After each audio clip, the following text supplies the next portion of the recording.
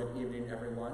Welcome back to night 2 of the Parish mission. Joyce tells me it is precisely straight up 7 o'clock, and being as this is a space-themed mission, we have to blast off on time or we miss our window, and then we fly off into space or can't launch at all. So we're going to start on time. Welcome back, everyone who decided to come back for the second night. That's great. Anybody here tonight who was not here last night?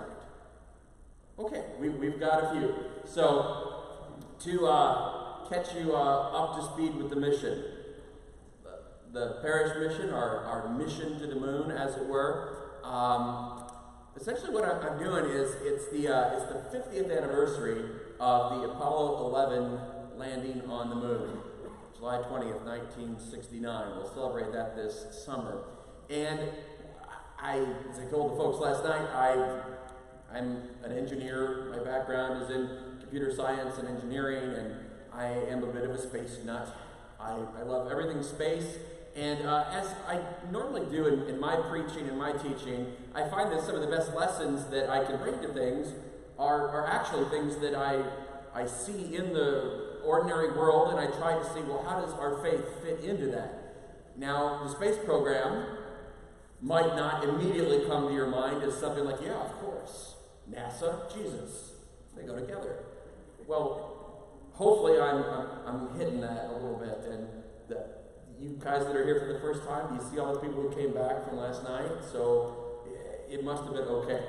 We will try to do as well tonight. I mentioned last night, I've broken these talks down into 3 different talks, and each one has a single word title. Last night we looked at the question, where? Where are we going? And particularly the purpose of mission, to set a clear goal. That's what ultimately John F. Kennedy did for the whole space program. We would not have landed on the moon in 1969 unless John F. Kennedy had clearly set that goal. And in some ways, the fact that he was assassinated before he could see the goal achieved almost made it almost a sacred duty that the country felt. We've got to accomplish this in honor of our departed president. Gave it a lot of impetus that we've got to reach this goal. And I said last night, it also focused every decision that was made. Do we send 50 dogs first? Do the math. Can we do that by 1969? No dogs. Okay, we're going to have to ramp things up a little bit. And tonight, we'll see how that particularly came into play in the mission of Apollo 8, which will be a bit of our focus tonight. I also emphasized last night how making a mission that is hard, as Kennedy said, is important. And then to compete well, to win. Run so as to win, St. Paul tells us. That famous speech at Rice University that I quoted last night, we choose to go to the moon, that one. He also says, I cannot guarantee that we will be first. But I can guarantee that any failure to make the effort will assure that we are last. I think that's a good thing for us to set high goals, strive for them with all our might so as to win, as there's something really depends upon it. And then don't worry if we fail. A little teaser for tomorrow night. Tomorrow night is going to be a lot about how we got there, and spoiler alert, we failed a lot. So if you're interested in the very technical details of some of the things that did not go well, that you probably don't know about, stay tuned for tomorrow night on how. But tonight we're going to look at the question, why? Why go to the moon? Now, some of you are probably thinking about things we talked about last night. Well, we got things out of it like Velcro and Tang. What would we be without Tang? People still drink it? No. Okay, those we did learn a lot about dehydrated food. To be able to go to the moon, and yes, Velcro was something that was used a lot there because you don't want things flying around in zero gravity. So yeah, there are tangential things. So some of us could think, well, why go to the moon? I said at the beginning that we didn't know what we were going to need to get there. When Kennedy made that pledge in '61, we didn't have any rockets really that would hardly even work. We didn't know what it would take to get to the moon. We knew that we would have to build it as we needed it.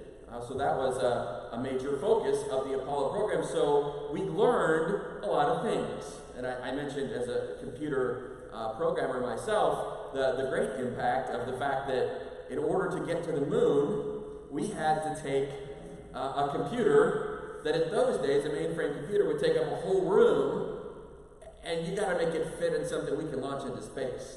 Knowing that every little ounce that you launch into space is like several thousand pounds of rocket fuel that you would have to lift off the ground. So necessity, we had to make it small and do that, and so we did. So why go to the moon? Okay, it could be so we could learn some of those other things. But tonight I want to look a little more philosophical. Not so much, okay, what did we get out of it in a tangible, practical sense, but something a little bit deeper than that. And for that, I gave you there at the beginning of the sheet some philosophy. Okay, now I said I'm an engineer. I came into seminary with a bunch of math and science and calculus. It pains me to think of all the effort I spent on calculus, and I can't remember any of it now. I moderate Scholars Bowl tournaments, and I'm stumbling over basic trigonometry that these kids are doing now. I'm like, I was good at this stuff once. I was. Now I can't remember anything. So I'm an engineer, physicist, mathematician by background, and I come into seminary, and I get into my class on ontology. If you don't know what ontology is, good, because I don't recommend it. Well, okay, I do actually, because my talk is going to focus on some of it. But I'm like, on what? And like, ontology, it's the study of what it means to be. You gotta be kidding me. Is there an equation for that? No, this is about what is. I'm like, I am in the wrong place. I should go back to the engineering school. This is stupid. Okay, but we did then kind of catch on, and one of the things that you learn in philosophy is a little bit about a philosopher called Aristotle. Now, probably a lot of us, if we know philosophers, you know, you've got your top 10. Okay, probably 2. You know Plato and Aristotle. Yeah, name another one. That was me. I basically knew Aristotle was a philosopher. So we started learning about what Aristotle calls the 4 causes of something. Essentially, the 4 reasons for its existence, so to speak. Take anything. Say, we've got statues back there. Statues of the angels by the cross. So if you were to look at them, Aristotle would say there are 4 causes that make that a statue. First is the material cause.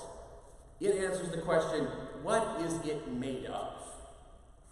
So we will look at those beautiful angels and assume that Father McDonald rode to Italy and found someone to get on a completely intact, huge block of marble that someone with a name like Michelangelo or somebody removed everything that was not angel.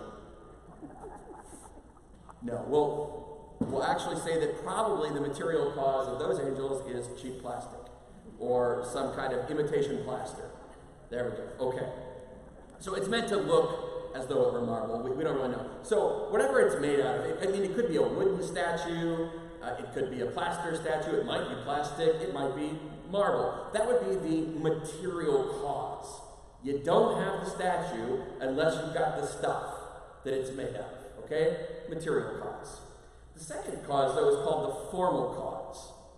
What is it?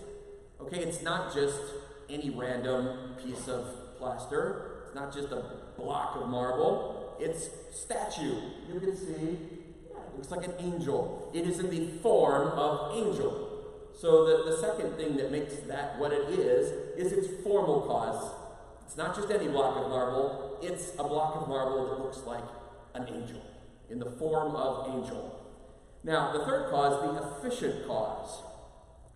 How did marble, the material cause, become angel, the formal cause? Somebody did that. Okay, no one would look at one of those angels back there and say, isn't that cool the way all the right stuff just fell away from erosion and angel came out? Michelangelo says when he carved, he just removed everything that wasn't the Pietà. That's impressive. No, we would look at that and say, clearly somebody did that.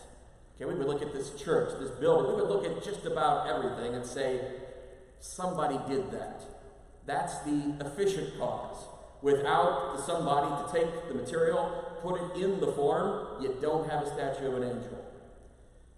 Those are three of the more well-known causes. Now, the last one is the final cause. This one is a little more tricky. The other ones make sense a little bit. The final cause asks the question, why? Now you might gather that this is important because I named the whole talk after the answer to this question. Why? So we could say that is a piece of marble that has been put in the form of angel by somebody, but why? Is that an idol? Does somebody like go up and burn incense before that angel and worship that angel as if it were a god? Is that angel just a really big paperweight that's keeping something from blowing away? Is it a devotional object? Are there hidden cameras in the eyes of the angel that look upon the tabernacle and make sure no one harms the Eucharist? I don't know. But depending on how you answer the question, why, it's also necessary to know what that really is. Because as much as we can say, well, a person carved marble and made an angel, that doesn't tell us what it is until we know why it is. We would say that those are devotional objects. They are material things from this world that are meant to point our minds towards the immaterial world, the things invisible, the angels that are present with us. That's what that ultimately is. So this question, why, is, I was told when I was in seminary that it's becoming less popular. People don't like to talk about why. It's too squishy. The other ones you can say definitively what they are, but why? Who cares why? Well, we care why. I mean, don't talk after it. So, why? Why is something? You can see why it's a little harder for engineers to get your mind around that. But it's very important for how we see our world. And for that tonight, I mentioned it in the opening, I am going to focus a bit on Apollo 8. And I brought my little Apollo 8 book. It's written by Jeffrey Kluger from, I think, 2017. So it's the same person who helped Jim Lovell write his book on Apollo 13. Now, most people are familiar with Apollo 13 because there's a famous movie about it. And this year, you could have gone out and seen a famous movie about Apollo 11, landing on the moon. These are kind of the super flashy missions that people like to highlight. My favorite Apollo mission is actually Apollo 8. So I'm really glad to be able to talk with you about that tonight. Although I have to say, Apollo 13, Tom Hanks, excellent. Gotta watch that movie. And there's all kinds of space movies. We don't want to get into that. I'll give you my favorite space movies later. But Apollo 8. Now this is a kind of important story. We'll start at the beginning of the Apollo missions. You know, there were the Mercury missions. This is what launched the first men into space. Okay, our first ones that go up are in these little tiny one-man capsules that are Project Mercury. There was the original Mercury 7 astronauts. You can see their famous picture. Many of them would go on to participate in Gemini and even Apollo. So the second phase was Gemini. Gemini means twins. The Gemini capsules held 2 astronauts. and they would go up and fly around the Earth in orbit, and were essentially kind of a training for the things we had to figure out for Apollo, like how to rendezvous with objects. Not so simple. When you're in gravity on the Earth, you just, if I want to rendezvous with this pew, I'm going to walk toward it and I'm going to hit it eventually. But if you're flying around at 70,000 miles an hour and you know, to go higher in orbit, do you go faster or do you go slower? And there's a Buzz Aldrin, who was with Neil Armstrong landing on the moon. He did his whole doctorate on the science of rendezvous in space. Not as easy as you think to get two things to come together in space. So Mercury and Gemini, and then finally the Apollo missions. These were the ones that were actually going to go to the moon. So you've got that famous kind of conical capsule that holds 3 people. The command module is like a cone with seats for 3 people. Those are the Apollo spacecrafts. Now, Apollo 1, we'll talk a little bit about more tomorrow when I was mentioning failures, but Apollo 1 was the first time that we ever lost astronauts, that they died in training for the space program. We had some other plane crashes, but here, sadly, what happened is that they were actually in the spacecraft, not even flying, just on the ground in a test, and so we lost 3 of the astronauts in Apollo 1 in a fire when their space capsule was filled with pure oxygen and some wires arced and there was a spark, and they didn't have a way to open the hatch in time, and so they died on the launch pad. Roger Chaffee and Gus Grissom. Gus Grissom is famous for one of the original Mercury 7 astronauts. He flew in Liberty Bell, the second mission, and then Ed White, the 3rd astronaut, was our first person to do a spacewalk in the Gemini missions. So a great loss for the space program in Apollo 1, and the dream of going to the moon almost ended right there, because having 3 astronauts die on the launch pad, not even attempting to go to space, really demoralized people, and it made Congress very wary about should we even continue the space program.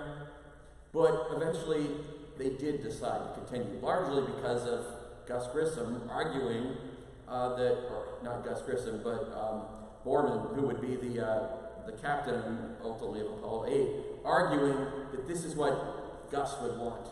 They would want us to keep going, that their lives have not been in vain. They're helping us move the ball forward. And so the next several Apollo missions, 2, 3, 4, 5, 6, they're all on the ground.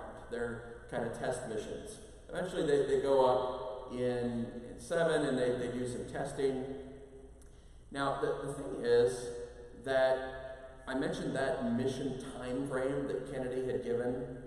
Ordinarily, the way engineers would like to do things, and computer scientists, is that if you've got something with a lot of parts that all fit together, you want to test each part independently to make sure the individual parts all work before you put them all together.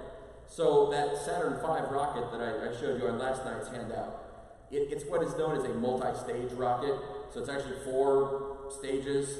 Each one is meant to carry a bunch of fuel, and then after the fuel's gone, you don't want that dead weight hanging on, so it just falls away and is recovered in the ocean. And so ideally, they would want to test each of those stages independently, and then the last one is the command module, the command service module. It's got its one little engine. You would want to test all this and then put it together. There wasn't time. They realized that it's 1968. If we are going to get to the moon by the end of 1969, we do not have time to do all these tests. So they decide that they are going to just go for it all at once. In fact, they take Frank Borman and Jim Lovell and Bill Anders, who were supposed to be on Apollo 9, and literally Frank Borman, who's the head of the crew, he's in the capsule testing, and he gets a call from Houston. So for those not NASA affiliated, Houston you might recognize with the space program. That's where mission control is. That's where all the astronaut training operations are. Florida, at Cape Canaveral at the Kennedy Space Center, is where everything launches from. So he's over training, actually in California where they're building things, I believe, and gets the call, you got to get back to Houston right now. So he's all worried, like, am I going to lose my mission? Are they canceling the whole thing? And he gets told, all right, instead of you going up and doing some tests on the next mission, we're bumping you up to go up in 16 weeks, and we're going to go all the way to the moon.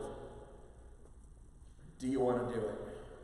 And he says he actually had to stop and think, but at this time, all of the astronauts are military people. So he says, if I were ordered into combat, I would go, because to some extent it's my president that is sending me. So Borman says, of course, absolutely. And well, what about Lovell and Anders, your other two guys? They are absolutely in as well. Talked to him, had no idea. But he didn't want to go back and tell them, yeah, we could have gone to the moon before Christmas, but I said no. So he goes back, he tells them, okay. I love this kind of daring. Remember I said last night, we got to run so as to win, and sometimes take some risks. Engineers don't often like risks. We like that we can test things over and over. But we had a goal, and so we had to do it, and they said, let's go for the whole shebang all at once. Now, they hadn't even built yet the Lunar Landing, that spidery-looking thing made of foil. We hadn't built that yet. So they went without that. But everything else was ready to go. So this would be the first time that all the stages would fire off and they would ultimately leave Earth and head for the moon. No one had ever done this before. And so they leave on December 21st and blast off. And they go around the Earth a couple times, and then they burn their engine to head off towards the moon. Amazing thing to think of.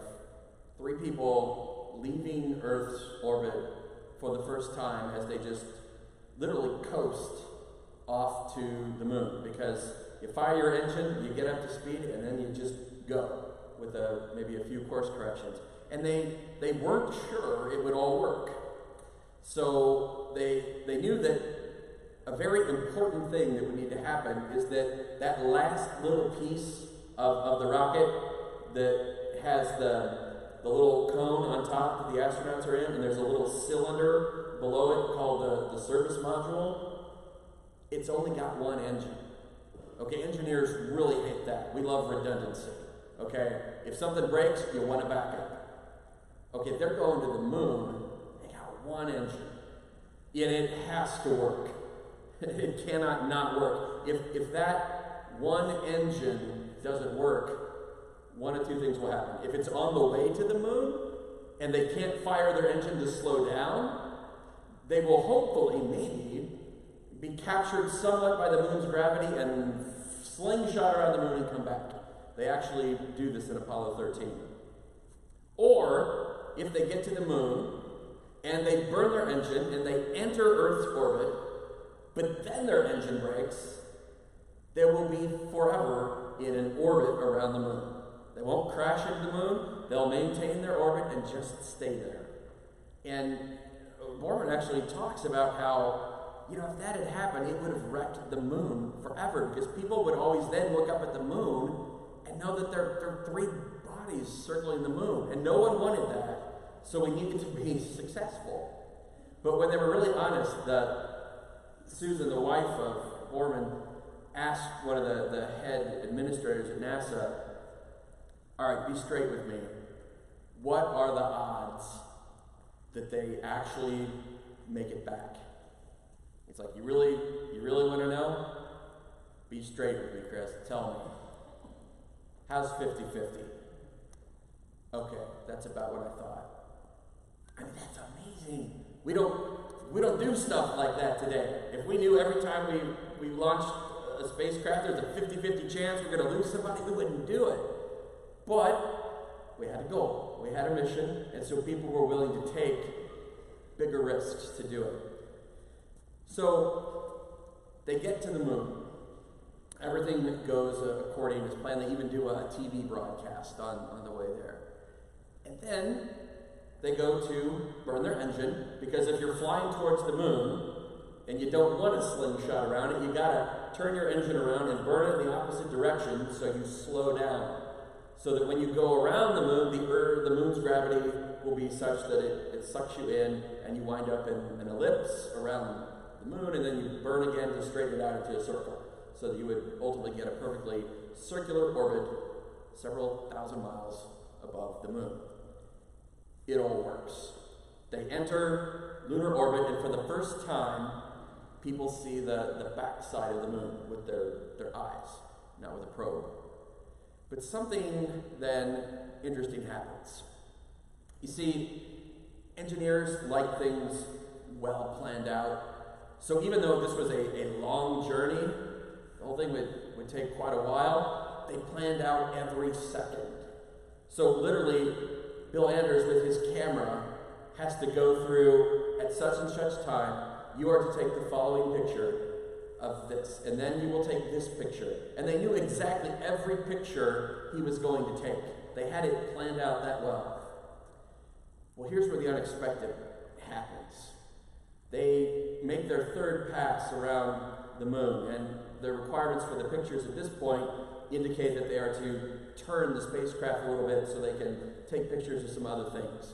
So one of the things that happens when you go around the backside of the moon is you have what's called loss of signal, LOS.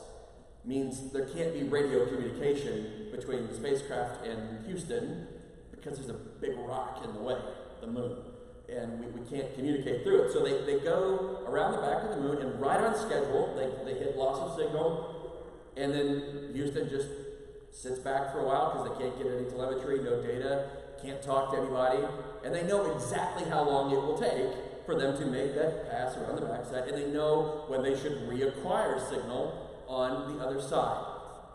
Well, what happens is they've now turned the spacecraft such that they can actually see what would be the horizon of the moon. And as they come around the backside, I will read you a little bit of what happens. You would expect that as they come around, engineers are very precise, so they would say, Houston, this is Apollo 8, we've burned such and such fuel, we are maintaining speed so-and-so, and we are at an altitude of so-and-so, all is well. Instead, this is what happens when signal is reacquired. Oh my God, Borman suddenly said. Look at that picture over there. Here's the Earth coming up. Wow, is that pretty? The other two men looked out the windows. Just as Borman said, the blue-white ball was home to everything they knew, home to every creature and thing and event that had occurred or existed across the entire expanse of the Earth's history, hovering over the pitted wreck that was the lunar landscape. The astronauts had seen the Earth and they had seen the moon, but this was the first time they were seeing them together. The ugly, broken world beneath them and the lovely, breakable one in front of them. It was Anders who shook himself from his reverie first, struggling to remove the black and white magazine from his camera and replace it with something that would better capture what he was looking at. Hand me that roll of color, quick, he said to Lovell. Oh man, that's great, Lovell said, his eyes fixed on the apparition outside his window. Hurry, quick, Anders barked. Lovell pulled himself away and dove under the seats to the equipment bay. It's down here, he asked. Just grab a color, Anders said. Hurry! Yes, I'm looking for one, Lovell said. C368? He asked, reading from a canister. Anything, quick, he said. Lovell reappeared and handed Anders the film. But by then, the Earth had drifted out of view. Well, I think we missed it, Anders said, disappointed. Hey, I got it right here, Borman exclaimed, having shifted to a different window. Anders shoved off from the bulkhead and darted to where Borman was positioned. Holding up his camera, he immediately began shooting. Take several of them, Borman ordered. Take several of them, Lovell echoed. Anders did. But only one of these images would matter. Only one. now hidden invisibly inside Anders' camera, would eventually move people to understand that worlds, like glass, do break, and that the particular world in the photograph needed to be cared for more gently than humans had ever treated it before. That was the picture, the one that would be called Earthrise, that rested inside Bill Anders' camera. But on Christmas Eve Day, 1968, nobody knew it. That picture, Earthrise, is the one on the top of your handout tonight. This is what they saw out the window. You don't think about it, but before Apollo 8 left Earth orbit, no one had seen the Earth altogether like that. Because in low Earth orbit, you know, the space station is up there now, and you can see kind of the curvature of the Earth. But until Apollo 8 came around the moon and saw the Earth there, no one had seen what all of us are so familiar with today, this big, beautiful blue ball.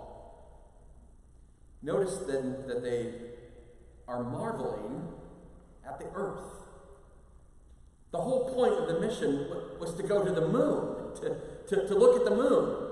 And there they are, the first people ever to be that close to the moon. And what is it that got them all bent out of shape and scurrying everywhere and yelling, "Oh my God!" It's the Earth. It's looking back at the Earth. I put that quote on there from Bill Anders. After all the training and studying we've done as pilots and engineers to get to the moon safely and get back, and as human beings to explore moon orbit, what we really discovered was the planet Earth. Unexpected. Why go to the moon? Most people didn't even think that we would go to the moon to discover the Earth. And yet, we did. Something else very momentous happened on Apollo 8, one of my favorite moments from it. After they had made several orbits, they made 10 orbits overall, they were, by chance, just because of the celestial alignment, remember I said at the beginning you got to hit your window because you can only go to the moon at a certain time because things have to line up. Well, they happened to be up there circling the moon on Christmas Eve, 1968. And they were scheduled to do a television broadcast. I asked last night who watched Apollo 11 live. Did anybody here watch the Apollo 8 Christmas Eve broadcast? Oh my gosh, we do have some. Okay, that's amazing. I would love to talk with you later to hear, because this is one of my favorite moments in the space program. They were allowed to do a television program, and at that time it was the biggest television audience to ever witness anything. And so on Christmas Eve, they're scheduled to do a live television broadcast from the moon. It would be watched by the largest television audience in history at the time. Mission Control reminded the crew of this fact and admonished them, "You better think of something good to say." Well, they did. Up there, looking at the rock that is the moon and looking home at the rock that is our home, they thought of the question, who? The efficient cause, and a little bit of why. They're engineers, they're scientists, they know what the moon is, they know what the Earth is, but from this vantage point, they became a little bit more philosophers, if you will, and even religious, because from that vantage point, what they chose to broadcast on Christmas Eve to the whole world were the first 10 verses of the book of Genesis. 2 billion people, more than half of all people alive in the world, watched this. And they read, "In the beginning, God created the heavens and the earth. The earth was without form and void, and darkness was over the face of the deep. And the Spirit of God was hovering over the face of the waters.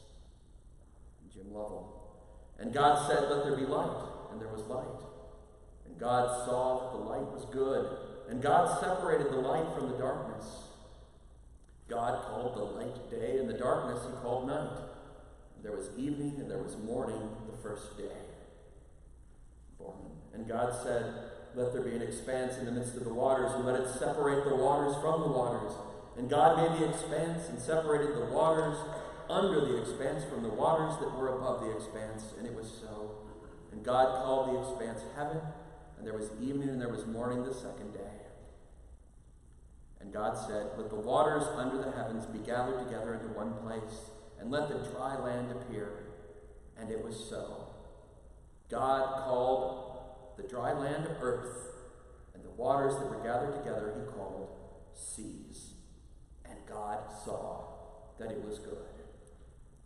And he signed off, "A Merry Christmas, and God bless all of you on the good earth." Not bad for think of something good to say. Notice that looking back at the earth, they see the oceans, and they're not thinking of, oh, that's a bunch of H2O molecules with a bunch of things suspended in solution, and the earth, well, we know the geology of what that's made of. No, they look at it, they see all of it, and they're like, wow, God did that. Who made that? They're not asking what's it made of, or, what form is it? They know that. Who did that? And then the deeper question, why? A lot of the modern environmental movement was begun at this time, because as you heard Anders describe, here is this fragile-looking little thing. It really changed our image of ourselves by going to the moon. We all of a sudden realized that, as Jim Lovell said when he was up there, I can take my thumb and cover every person who has ever lived and is living in the history of the world. I can take my thumb and just cover them. It really gave us a sense of how fragile we are in the world. Now that could radically scare us, and to some extent, sometimes the environmental movement goes too far and says, we're all going to die. And they've said it over and over and over, but there is a good part there where we should be a little scared and say, that's our home. That little blue ball out there is our home. We learned that from Apollo 8. That picture I showed you, it was on the cover of Time magazine and really changed a lot in the world. But the final question then that they kind of get into, but that all of us ultimately need to ask, is the why of creation, that final cause then. Even if we get it right, that God did all this, why did he do it? From there we go to the quote from Peter Chrysologus. Why do you ask how you were created, and do not seek to know why you were made? Was not this entire visible universe made for your dwelling? It was for you that the light dispelled the overshadowing gloom. For your sake was the night regulated and the day measured. And for you were the heavens embellished with the very brilliance of the sun, the moon, and the stars. Apollo 8 answered a bit of the question, who, the efficient cause? Peter Chrysologus invites us to go even deeper and say, why? Why did God make light and make day? Why did he make this little blue ball in the first place? For us. Now, a lot of times today you'll see in science that they will show this is the earth, and back out and show us, and this is the sun, and it's really big, and you keep going back and say, this sun is just one little star, and it's a tiny star compared to the brightest stars, and all those stars just make up a big galaxy called the Milky Way, and that's just a small little spiral galaxy that's in the midst of this whole little local group, and we got this cluster, and then the whole universe, and the idea is to kind of show the earth ain't nothing. We're not special. This was the problem with natural selection and Darwinism at the time that it came out. It wasn't so much that could there be evolution? But the follow-on problem then was a theological emphasis to say, and there's nothing special about us. All we are is material cause. We're just a bunch of atoms that randomly came together. It would be easy to maybe even think that if you look at how small the earth is compared to everything else in the universe. Is there other life out in the universe? I don't know.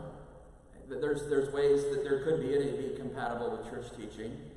But from what we know so far, amidst all those billions and billions and billions and billions of stars and galaxies, this little blue ball contains everything that God intended for his creation of human beings. That this is a place that God, who made everything, actually became incarnate and came to save us. Makes us not so insignificant at all. It makes us then want to wonder at the marvel of God who made all of this. Why does he care about me? If there's really all these billions and billions of stuff, that could make us sad to think I'm nothing. Or it could make us feel really special to say, with all that, God still knows me personally as if it's only me. That's incredible. Psalm 8. When I see the heavens, the work of your fingers, the moon and the stars that you set in place, what is man that you are mindful of him? Mortal men that you care for them. Yet you have made him little less than a god, crowned him with glory and honor. You have given him rule over the works of your hands, put all things under his feet, all sheep and oxen, even the beasts of the field, the birds of the air, the fish of the sea, and whatever swims the paths of the seas. O Lord our God, how awesome is your name through all the earth. Now there's someone that gets the full essence of what creation is. Yes, it's a bunch of matter. Yes, we can look at its form and experiment upon it. But who did it and why? I mentioned my great love of science, and obviously with all the space stuff that kind of comes through. People today, especially young people, often question, can I be a religious person and a scientific person? And of course, the answer is yes. Many of the great scientists in the history of science have in fact been Catholics and even priests. The whole Big Bang theory of the universe, that's Father George Lemaitre that came up with that. His name just got added to the theory of the expansion of the universe because he was actually the first one to propose that everything had a single origin and then expanded from there. That's not anti-religion. That's actually saying that, no, the universe didn't just exist forever. It had a single point beginning and then expanded. That's a Catholic priest that proposed the Big Bang theory, which now all physicists basically accept. We think of the whole modern genetics, the monk, Gregor Mendel, and his little pea plants that you learned about in school. He's trying to figure out, okay, God did this. How? Let me play around, figure out how the efficient cause works on the matter to create the form. If we really understand God and what science is, there's no conflict between these at all. In fact, the more we love science, the more we're going to want to go explore what God did. That's why Jim Lovell, Bill Anders, and Frank Borman, when they go to the moon, the greatest scientific accomplishment of the time, they decide to quote from Genesis, not from some favorite scientist or something.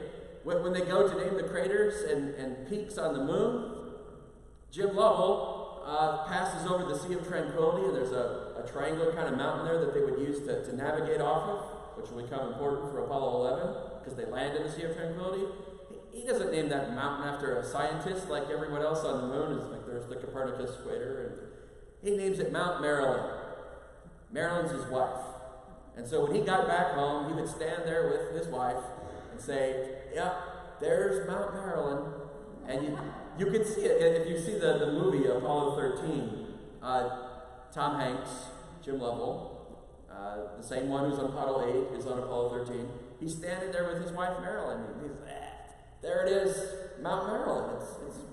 Where's my mountain, Jim? It's a very personal kind of thing. It's not just cold science about things we can observe. Because as beautiful as science is, and I love the precision, I love the scientific method that we can experiment, we ought to be able to produce the same results in the same circumstances and write equations and create theories and laws. I love that. But it doesn't tell me why I love that. Why is it that my mind likes to learn that thing? Why is it that we go to the moon and scientists, 3 astronauts, are in awe of what God has done? I think that's a very natural thing that should happen in us that today, sadly, is being kind of squished out because we've dropped the idea of the question, why? What is the formal cause? Because then you have to cross over from science to philosophy. Science can't answer the question, why? It can tell you what's the stuff, the material cause. It can tell you what it is, the form, and it can probably even tell you how that happened. The Grand Canyon. The efficient cause is the Colorado River running through dirt that eventually carved the Grand Canyon. Why? Did God intend that so we would have something beautiful to marvel at? I don't know. But I do know that there is so much in this world that is way, way deeper than what science can tell us. And that's from someone who is a scientist as all get out. I love it. And I don't try to bring religion into science where it doesn't fit. But we also can't try to make science be religious. And this is where I was talking with someone last night. People like famous physicist Stephen Hawking, passed away recently. Okay, his famous book that he's most known for is called A Brief History of Time. And he tries to say what happened at the beginning of the world. And in that book, he admits that, well, you can't have something come from nothing. Okay, that's actually a philosophical principle. From nothing, nothing comes. Okay, so the great kind of philosophical principle to ask is, why is there anything at all? There's a big why. We can say that in the beginning, there was a bunch of matter all tightly together, and then eventually it became unstable, and it's been expanding ever since with the Big Bang. Okay, where did this stuff come from in the first place? What stuff went bang? Where did that come from? Stephen Hawking, unfortunately, in his updated version, A Briefer History of Time, then goes on to say that actually I've changed my mind. In fact, the world did actually come from nothing all by itself. You really can get something from nothing. And he said, in fact, in the beginning, there was nothing. Just a low quantitative state. Okay, this is where science has tried to cross into what is a philosophical question. Because any philosopher will tell you a low quantitative state, whatever science says that is something. That's not nothing. That's already something. You're never going to be able to answer the question why, or why is there something rather than nothing with science. Only philosophy can give us that, and ultimately theology. So tonight, as we look at this incredible mission of Apollo 8, let's just be mindful of the fact that they set out with one idea of why in their mind. Why go to the moon? Well, there were lots of reasons. Apollo 8 was going to scout out landing sites for when they actually would land on the moon. They took pictures of the Sea of Tranquility in Mount Maryland. That's part of the why. They wanted to also test the gravitational fluctuations in the moon. That was a why. In fact, they actually had to alter their orbit from an ellipse to a circle so that they could get proper measurements of the gravity. That's a why. But what they actually discovered was the Earth. No one would have thought that would be the big discovery. We went all the way to the moon, and what we found was the Earth, as Anders said. That's an unexpected why. And as I talk with young people, especially those who love science, or really any kind of learning, dig deep into science, technology, literature, music. Love it, study it, get good at it, have an appreciation for it, but then realize why? Why do I like this? Why is it that I look at the sun setting over our rock that we call Earth, and I'm like, wow, that's beautiful? What makes me say that? No amount of material cause of like, well, there's a ball of gas burning in the sky that drops below the horizon of our little rock, and then I can't see it. And it diffuses the red light in the atmosphere, and that we call sunset. Try that with your girlfriend. Super romantic. No, you just look at it, and everybody knows, man, you throw some clouds in there with some red reflecting on it, and then the moon comes up. Look at that. There's the moon. Holy cow. That is beautiful. That's a little bit about the answer to the question, why?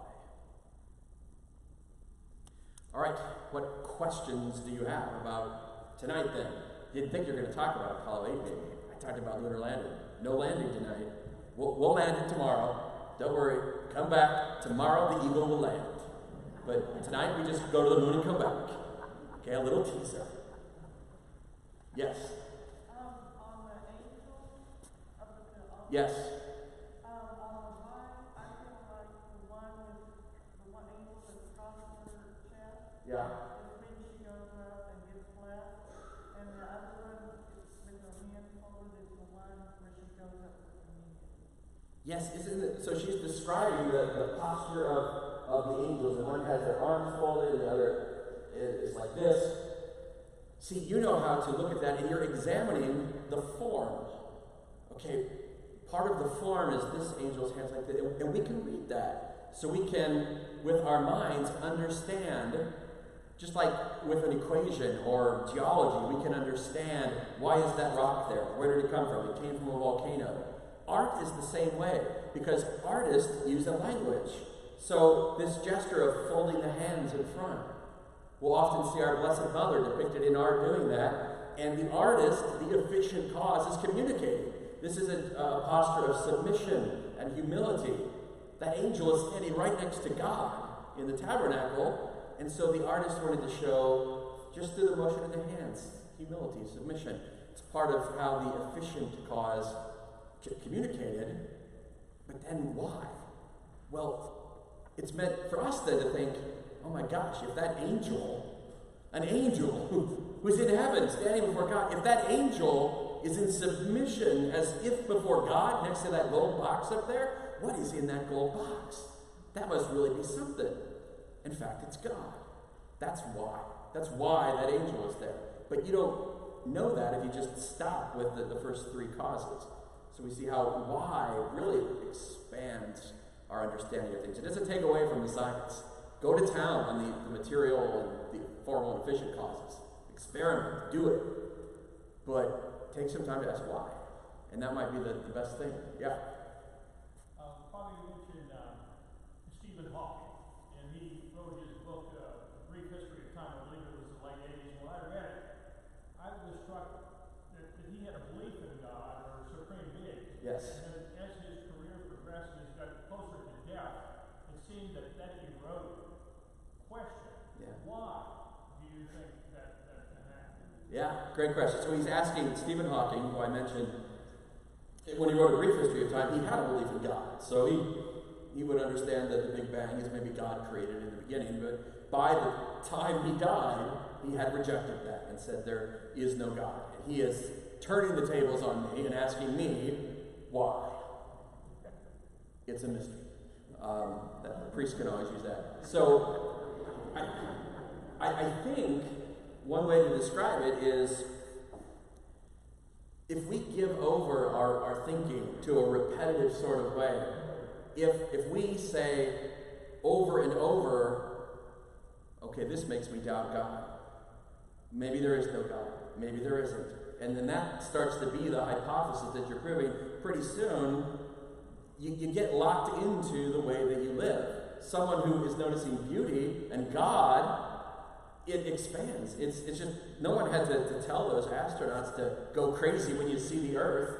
You know, they're like, it just happened because they were living their lives in a religious sort of way. And so this just added to it. But if you're constantly turning away from the deeper questions of why and philosophy, eventually you're just going to shut that out and then say, well, the material is all there is.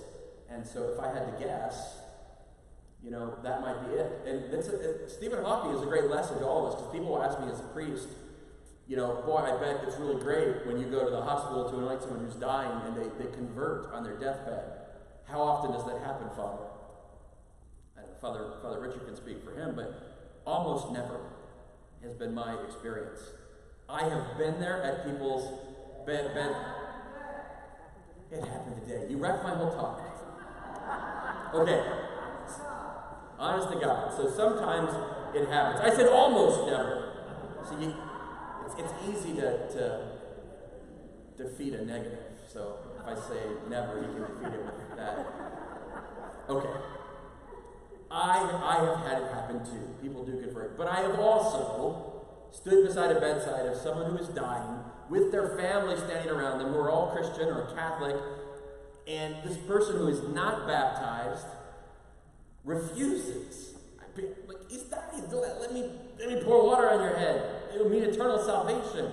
No, I'm not going to do it. Everyone's pleading and begging, and then they'll slip into a coma. I'm like, Father, do it now. Get him while he's out. You can't do that. Okay, God, it's not magic. God works with our free will. What I often find is that people die the way they've been living, and that shouldn't be so surprising to us. If we've spent our whole life saying, no, God, I don't want to see you. Okay, yeah, that's a nice sunset thing you call it, but I really know what that is. It's just the fact that the earth is rotating and the sun disappears. That's it. If you live your whole life saying, no, I reject God. Remember last night? I reject Satan. I choose God. It works the other way too. If you, your whole life, live saying, I reject God, I choose, probably wouldn't deliberately say I choose Satan, but there's only two alternatives. If you choose not God, you are choosing Satan in darkness. If you do that repeatedly your whole life, that is the way you will die. Now, sometimes God gives an incredible grace at the end of life, and the fact that I am going to die in a day or so will sometimes bring clarity to people, that they realize, oh my gosh, at least I want to hedge my bet, But sadly, like Stephen Hawking, if you start to say, no, I'm turning my back to the east and I'm going to walk to the west, eventually you get pretty far away to the west, and it gets hard to turn back and go the other way. But that's good news for us. If we spend our life walking towards the east, trying to do God, I give my credo, then we'll end up in a pretty good place. Yes? Yeah, at the end he got to chasing that the theory of quantum mechanics so bad. In philosophy, the uncaused cause, God could never have not have been. And all things that are created have potential. Yes. So he's talking about Stephen Hawking got lost in what we know as quantum theory and quantum physics. Yeah, his apology almost on his deathbed was that he put philosophers out of business. Yeah. Unfortunately, Stephen Hawking, very good scientist, lousy philosopher. And as is often the case. So all those little quarks and leptons and subatomic particles, I've never seen them. Okay, I talk about them like they're my friends. Of course, you've got this quark and left quark and spins, and I haven't seen any of that. I haven't even seen an electron. And yet I believe in atoms, and I've actually never seen a solitary atom. So it takes some faith too to accept it. Well, if we can see it, we can prove it. But ultimately, those questions of cause, why, that's philosophy. You're never going to get there with the scientific method. Isn't science really born out of our innate desire to know God? Isn't science born out of our innate desire to know God? In the beginning, yes. Most of the famous early scientists, there's a reason why all those craters on the moon, like the Copernicus crater that I mentioned, Copernicus was a priest, okay? They're named after famous scientists, and a lot of them are religious people. In fact, most of them. Galileo was a religious person. He made the same mistake Stephen Hawking did that Darwin made. He gets his telescope out there and sees the moons of Jupiter, and then starts to say that, boy, I think the earth maybe goes around the sun. He's not the first person to say that. Copernicus, the priest, came up with that a long time ago. But he doesn't just say, I think the earth goes around the sun. He goes, like Darwin, a step further and say, therefore man is not so special as we thought. That's why Galileo got in trouble. Okay, now granted, the church was also afraid of, this idea of the earth going around the sun and without proper explanation for the people, and they wanted time to figure out the theology, and they blew it. I mean, they were not good to Galileo, but Galileo also tried to make the leap from science to philosophy or theology. Scientists should not do that. Keep both where they're at and realize you can do both, but realize where the boundary is. A low quantitative state is a scientific thing. It is not nothing in the philosophical realm of nothing. Yes? Last night, I think you said that you have actually talked to some of the astronauts who walked on the moon. 3 questions. 1, who? 2, what's the most astonishing thing that they told you? 3, what's the most discouraging thing that they told you? I'll say that the moonwalkers that I have met through scouting, largely, in that a lot of them were Eagle Scouts. I myself am an Eagle Scout. So from time to time, I'll get together with National Eagle Scout Association people, and we'll meet them. I met Charlie Duke at a National Jamboree. But the most incredible meeting for me was meeting Jim Lovell, who was the command module pilot in Apollo 8, and then the mission commander of Apollo 13. This is Tom Hanks in Apollo 13. I was such a huge fan of his after the movie Apollo 13 came out. And true fact, my National Eagle Scout Association membership certificate from 1992, when I became an Eagle Scout, is signed by Jim Lovell, because he was the honorary president of the National Eagle Scout Association at the time. I did not actually meet him at a scouting event, though. I met him when I was in seminary, because in Chicago, where I went, his family was in Lake Forest, which is just to the east on the lake, and he owned a restaurant. It was called Lovell's, and I went there for dinner. It's closed now, but it was awesome. It's got all this space memorabilia all over the wall, and I'm sitting eating dinner, and Jim Lovell's, he's there, and he just comes by the table and says, "How's dinner?" No kidding. He did not say to me personally much about the space program. He was interested in how my steak was. But I later sent Jim Lovell a letter when I got my pilot's license, because all of the astronauts, most of them were test pilots or things, or before. They all flew. And so I sent him a little letter, and I just wanted to, thank him and all the people that have made aviation and flying and space travel possible. So that was a meaningful thing for me to be able to say. I have not talked with him since, but that's my favorite astronaut that I've met, actually. So good question, though. A little personal insight there. And if I could meet one astronaut again, it would still want to be him. He's been to Kansas a couple times down to the Cosmosphere in Hutchinson, and being that I normally am busy Saturday nights for some reason, couldn't get down there. But when I was in Topeka is when I learned to fly, and so I would take my day off on Thursday once a month and fly down to the Cosmosphere in Hutchinson for the day, go see all the space stuff, and then fly back in the evening. It was a great kind of see the beauty of the world, and also the technical side that I love. I can fly by all the instruments, and it's a great kind of left brain, right brain thing. Am I missing one over there? Okay. Yes? You said that there might be life on other planets. Could be. And you said that could conform to church doctrine. And I was wondering, Could I explain how aliens conform to church doctrine? That's a special branch of theology called alien theology. So people might not know this, but talking about how the church is scientific, there's an entire Academy of Sciences at the Vatican. One of the most famous observatories of the sky in the world is the Vatican Observatory. And the head of the Academy of Sciences, I think, at the Vatican, has in fact published a paper or given some lectures on this. The questions that come up are that God in three persons has his nature as God, and only the second person of the Holy Trinity actually took on our flesh.